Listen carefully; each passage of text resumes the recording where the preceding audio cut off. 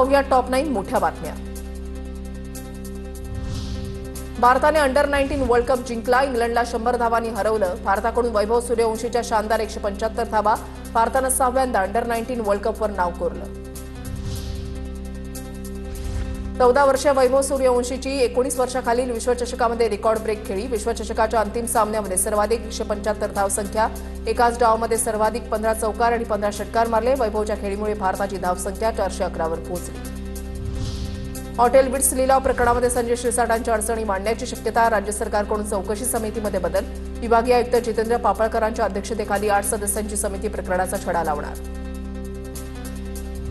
तुम्हाला डावलून निर्णय, तुमची लायकी मोठ्या नेत्यांना माहिती। एमआयएमचे नेते इम्तियाज जलील यांच्या मंत्री संजय शिरसाट यांच्यावर टीका। आंबेडकरांना मानणारे असाल तर हिरवाळेंना मदत करा, जलील यांचं वक्तव्य। नारायण राणेंच्या विरोधात संजय राऊतांच्या मानहानी प्रकरणाची पुढची सुनावणी 20 फेब्रुवारीला। राऊतांनी माझगाव कोर्टामध्ये नोंदवली साक्ष। राऊतांचं नाव मतदार यादीमध्ये नव्हतं, आपण त्यांना निवडून आणल्याचा राणेंनी केला होता दावा। अहिल्यानगरमध्ये आमदार संग्राम जगतापांच्या नेतृत्वात मोर्चा। अंमली पदार्थांच्या तस्करी विरोधात मोर्चा। पोलीस अधीक्षक कार्यालयावर मोर्चा काढत निवेदन दिलं।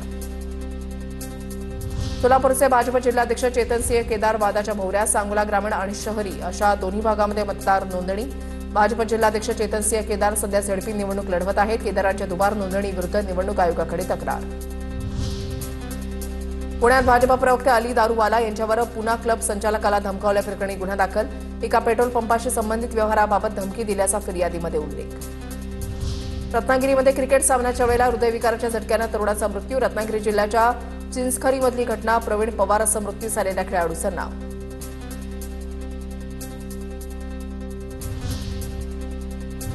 आता पाहूया टॉप 9 महत्त्वाच्या बातम्या। पंतप्रधान मोदींची परीक्षा पे चर्चा। हार्डवर्कपेक्षा स्मार्टवर्कवर लक्ष द्या। मोदींकडून 10वी-12वीच्या विद्यार्थ्यांना कानमंत्र। गौरी गर्जे मृत्यू प्रकरणामध्ये मुंबई सत्र न्यायालय सुनावणी पार पडली। अनंत गर्जेच्या काही ऑडिओ क्लिपबाबत पोलिसांकडून युक्तिवाद। अनंत गर्जे गौरीला मारहाण करत असल्याचा ऑडिओ सादर।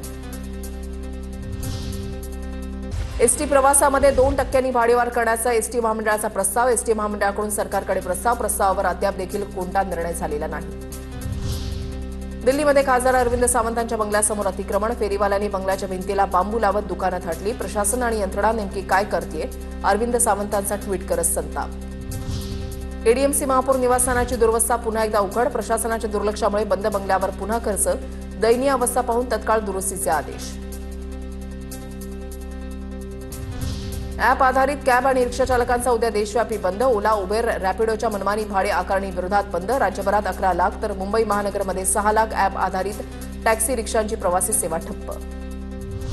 नंदुरबारमध्ये भाजप आणि शिवसेनेमधील वाद पुन्हा चव्हाट्यावर। शिंदे गटाच्या लोकांना बेड्या ठोकल्या पाहिजेत, विजय चौधरींची मागणी। सायबर कॅफेच्या नावाखाली पाकिस्तानी आणि बांगलादेशी लोकांचे दस्तावेज तयार केले जात असल्याचा विजय चौधरींचा आरोप।